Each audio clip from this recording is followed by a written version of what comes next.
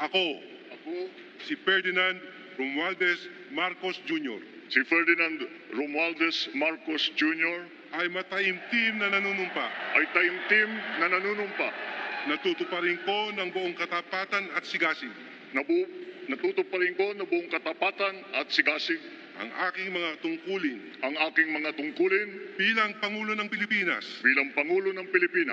pangangalagaan at ipagtatanggol ang kanyang konstitusyon, ipatutupad ang mga batas nito, magiging makatarungan sa bawat tao, at itatalaga ang aking sarili sa paglilingkod sa bansa. Kasihanawa ako ng Diyos. Congratulations, Mr. President. Maraming salamat.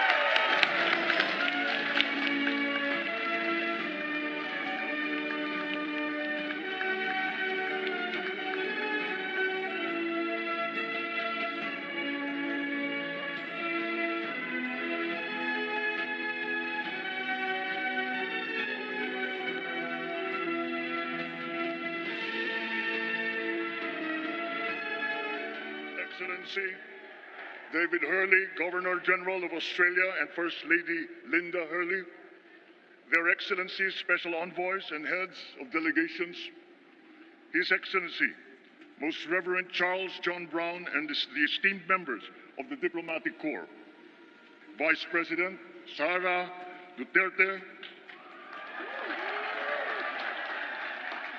President Fidel Ramos, President Joseph Ejercito Estrada, President Gloria Macapagal Arroyo, Senate President Vicente Soto III, and the honorable members of the Philippine Senate, House Speaker Lord Alan J. Velasco, and the honorable members of the House of Representatives, Chief Justice Alexander Gesmundo, and the honorable justices of the Supreme Court, of course, First Lady Lisa Araneta, and my children, Alexander, Sandro, Simon, and Vincent. I cannot proceed without a special greeting, of course, to the former First Lady Imelda Romualdez Marcos. Other distinguished guests, ladies and gentlemen, my friends, ang aking minamahal na mga kababayan, magandang tanghali po sa inyong lahat. This is a historic moment for us all. I feel it deep within me. You, the people, have spoken, and it is resounding. When my call for unity started to resonate with you, it did so because it echoed your yearnings, mirrored your sentiments, and expressed your hopes for family, for country, and for a better future. That is why it reverberated and amplified as it did, to deliver the biggest electoral mandate in the history of Philippine democracy. By your vote, you rejected the politics of division. I offended none of my rivals in this campaign. I listened instead to what they were saying, and I saw little incompatibility with my own ideas about jobs, fair wages, personal safety, and national strength, and ending want in a land of plenty.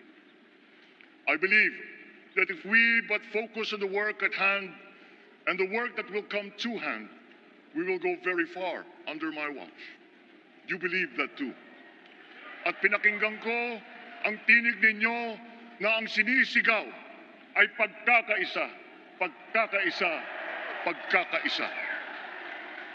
We will go farther together than against each other, pushing forward, not pulling each other back, out of fear, out of a misplaced sense of weakness.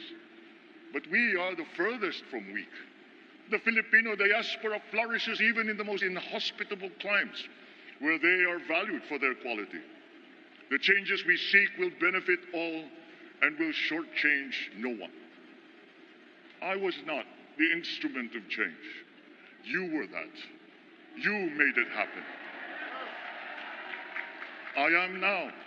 You picked me to be your servant, to enable changes to benefit all.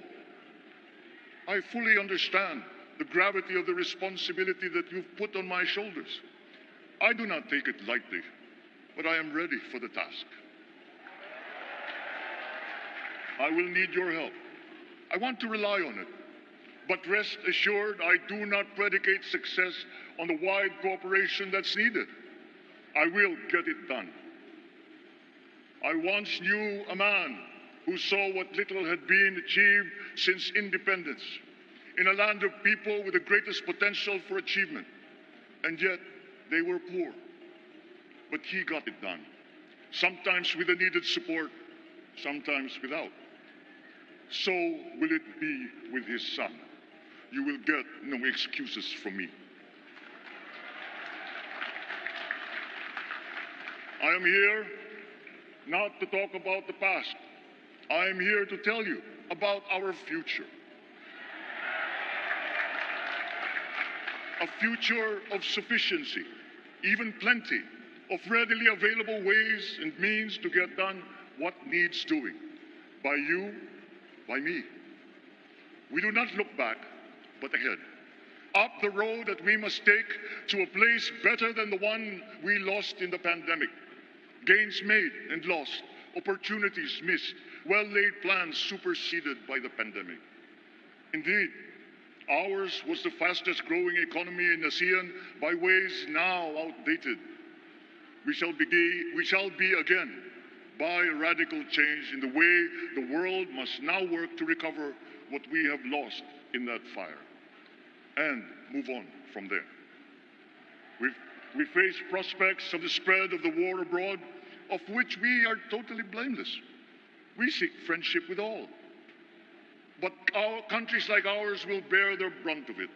And if the great powers draw the wrong lessons from the ongoing tragedy in Ukraine, the same dark prospect of conflict will spread to our part of the world. Yet, there is more out there.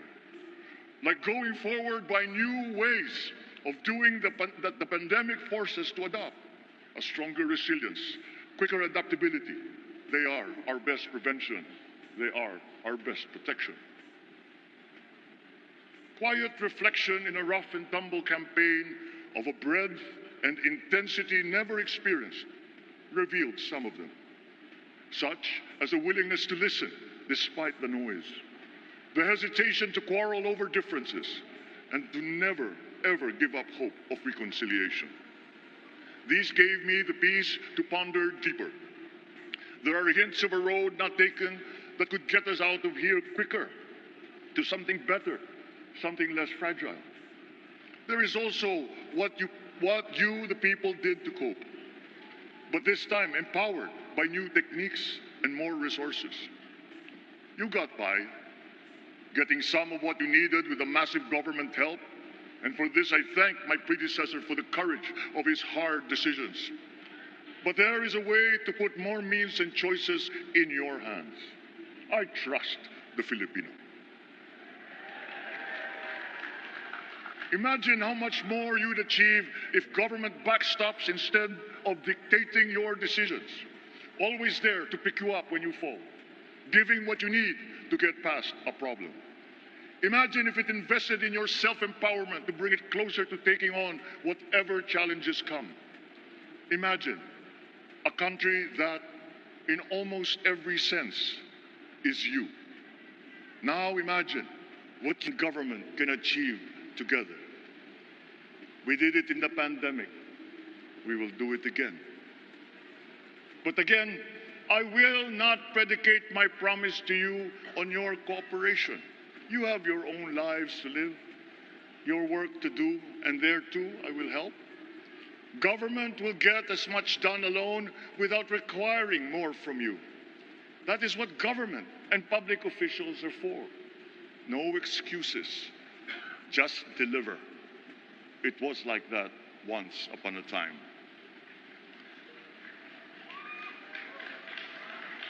I did not talk much in this campaign. I did not bother to think of rebutting my rivals. Instead, I searched for promising approaches better than the usual solutions. I listened to you. I did not lecture you who has the biggest stake in our success. And the forthcoming State of the Nation will tell you exactly how we shall get this done. In this fresh chapter of our history, I extend my hand to all Filipinos. Come, let us put our shoulders to the wheel and give that wheel a faster turn to repair and to rebuild and to address challenges in new ways to provide what all Filipinos need, that we can. We are here to repair a house divided, to make it whole, and to stand strong again in the Bayanihan way, expressive of our nature as Filipinos. We shall seek, not scorn dialogue, listen respectfully to contrary views, be open to suggestions coming from hard thinking and unsparing judgment, but always from us, Filipinos. We can trust no one else when it comes to what is best for us. Past history has often proven that. Solutions from outside divided us. None deepened our understanding. They were always at our expense. Never forget, we are Filipinos. One nation, one republic, indivisible. We resisted and never failed to defeat foreign attempts to break up our country in my father's watch. His strongest critics have conceded that. So let us all be part of the solution that we choose. In that lies the power to get it done. Always be open to differing views, but ever united in our chosen goal. Never hesitating to change it, should it prove wanting. That is how agile, resilient republics are made. Our future we decide today. Yesterday cannot make that decision anymore, nor can tomorrow delay it. The sooner we start, the surer and quicker the prospect of achieving our future. These are troubling times. What's happening to others can happen to us, but it will not. We see what's happening. We are witness to how it is being stopped, and we have seen the glory that crowns struggle against all odds. Giving up is not an option. We've been through times of bitter division, but united, we came through to this when it shall begin again, but better. The campaigns I've run have taken me here where I stand today. I listened to you, and this is what I have heard. We all want peace in our land. You and your children want a good chance at a better life in a safer, more prosperous country. All that is within reach of a hard-working, warm, and giving race. Your dreams are mine. Pangarap nyo ay pangarap ko. How can we make them come true? How can we do it together? But I will take it as far as anyone with the same faith and commitment can, as if it depended entirely on himself. Sa pangarap na maging mapayapa ang ating bansa, ang pangarap nyo ay pangarap ko. Sa pangarap na maging maunlad ang ating bansa, ang pangarap nyo ay pangarap ko. At sa pangarap na maging mas masinang ang kinabukasan natin at ng ating mga anak, ang pangarap nyo ay pangarap ko. We are presently drawing up a comprehensive, all-inclusive plan for economic transformation. We will build back better by doing things in the light of the experiences that we have had, both good and bad. It doesn't matter. No looking back in anger or nostalgia. In the road ahead, the immediate months will be rough, but I will walk that road with you. The pandemic ravaged bigger economies than ours. The virus is not the only thing to blame. What had been well built was torn down. We will build it back better.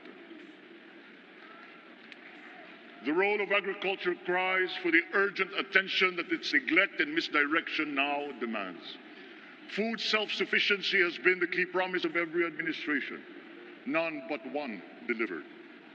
There were inherent defects in the old ways and in recent ways too. The trade policy of competitive advantage made the case that when it comes to food sufficiency, a country should not produce, but import what other countries make more of and sell cheapest. Then came Ukraine. The most vulnerable when it comes to food are the countries furthest away from the conflict, those bearing no blame for provoking it. Yet they face the biggest risk of starvation. If financial aid is poured into them, though it never is, there is nothing to buy. Food is not just a trade commodity. Without it, people weaken and die. Societies come apart. It is more than a livelihood. It is an existential imperative and a moral one. An agriculture damaged and diminished by unfair competition will have a harder time, or will have no prospects at all of recovering. Food sufficiency must get the preferential treatment the richest free trade countries always gave their agricultural sectors. Their policy boils down to don't do as we do. Do what we tell you to. I am giving that policy the most serious thought if it doesn't change or make more allowances for emergencies with long-term effects. There is a parallel problem in our energy supply. Sufficient fossil fuel-free technology for whole economies has yet to be invented, and it is not seriously tried by rich countries. Again, consider the response of the richest countries to the war in Ukraine. Surely, a free world awash with oil can assure supplies, or we will find a way. We are not far from oil and gas reserves that have already been developed. What we teach in our schools, the materials used must be rethought. I am not talking about history.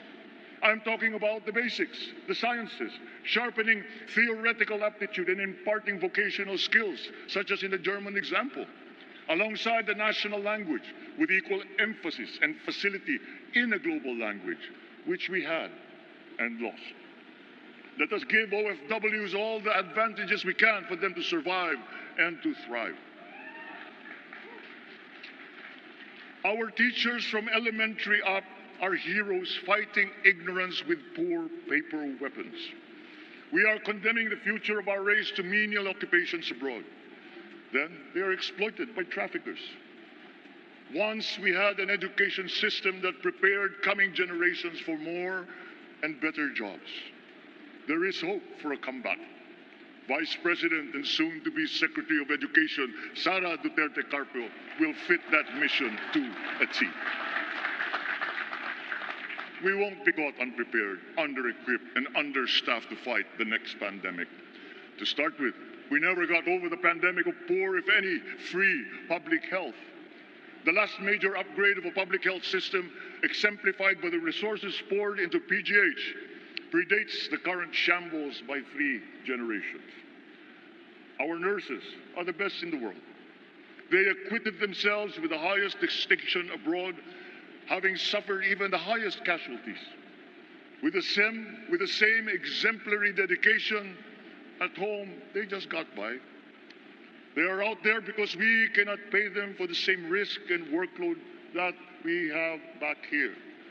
There will be changes starting tomorrow. I am confident because I have an OPLE in my cabinet. There were shortcomings in the COVID response. We will fix them, out in the open. No more secrets in public health.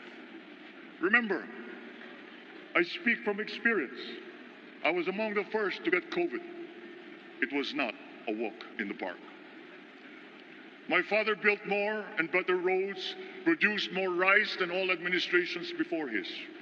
President Rodrigo Roa Duterte built more and better than all the administrations succeeding my father's. Much has been built, and so well, that the economic dogma of dispersing industry to develop the least likely places has been upturned. Development was brought to them. Investors are now setting up industries along the promising routes built. And yet, the potential of this country is not exhausted. Following these giant steps, we will continue to build. I will complete on schedule the projects that have been started. I'm not interested in taking credit. I want to build on success that's already happening. We will be presenting the public with a comprehensive infrastructure plan. 6 years could be just about enough time. No part of our country will be neglected. Progress will be made wherever there are Filipinos, so no investment is wasted. The recovery of Philippine tourism, with its emphasis on accessing nature's beauty, I am sure will exceed expectations. And bigger is not always better, but there's something to be said for economies of scale. And yet the country invites investments in fast-rising industries with quick returns and inflicts irreparable damage for future generations. We have yet to see large-scale practical solutions to pollution, though some are beginning to emerge. But there are tried and proven new ways of mitigation. Blades have been turning over the sand dunes of Ilocos Norte, harnessing a power all around, but unseen, long before this day. I built them. The rich world talks a great deal, but does a lot less about it than those with much less, but who suffer more death and destruction from climate change and lack of adaptation. We will look to our partners and friends to help the Philippines, who, despite having a very small carbon footprint, is at the highest risk. First, spare victims, then help them recover, and move on to lessen the harmful impact of climate change. We too have our part to play. We are the third biggest plastics polluter in the world, but we won't shirk from that responsibility. We will clean up. You will not be disappointed, so do not be afraid. With every difficult decision that I must make, I will keep foremost in my heart and in my mind the debt of gratitude I owe you for the honor and responsibility that you have conferred on me. Whatever is in a person to make changes for the better of others, I lay before you now in my commitment. I will try to spare you. You have your other responsibilities to carry. But I will not spare myself from shedding the last bead of sweat or giving the last ounce of courage and sacrifice. And if you ask me why I am so confident of the future, I will answer you simply that I have 110 million reasons to start with. Such is my faith in the Filipino.